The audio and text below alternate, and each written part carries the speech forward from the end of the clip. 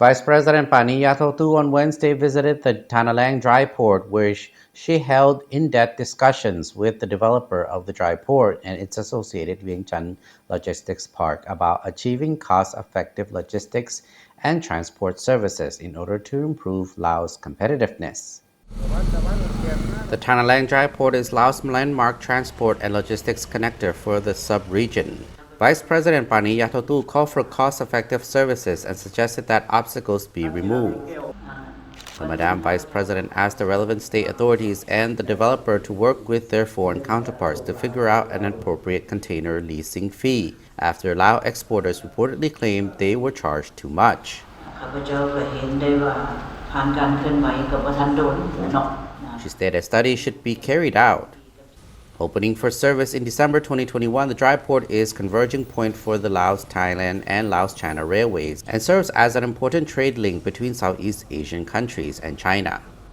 The reported high leasing fee, the vice president said, would hinder the railway from achieving its goals to secure the maximum benefits for the Lao economy.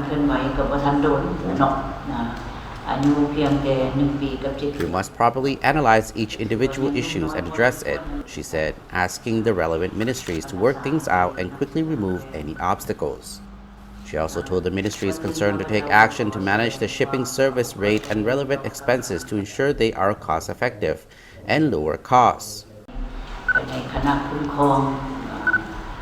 We need to look at what we can cut and reduce so that we can compete and that business activities here at the dry port are sustainable.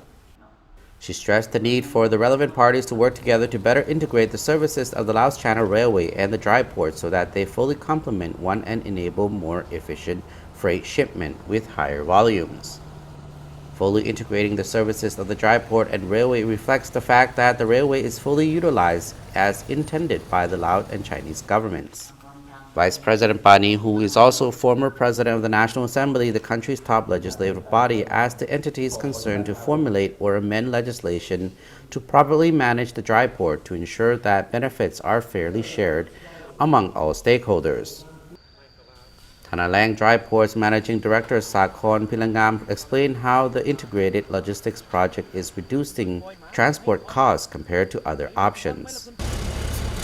Located close to the Laos-Thailand Mekong Friendship Bridge 1, the dry port is expected to reduce cross-border transport costs, especially at the Friendship Bridge border crossing, by 40% from current prices by 2025, according to the developer.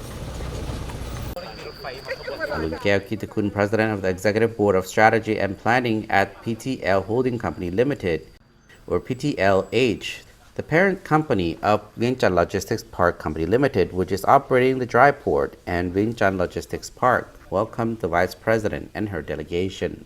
The Madam Vice President praised the project, which is part of the package Lao Logistics Link, for its great contribution to Laos socio-economic development.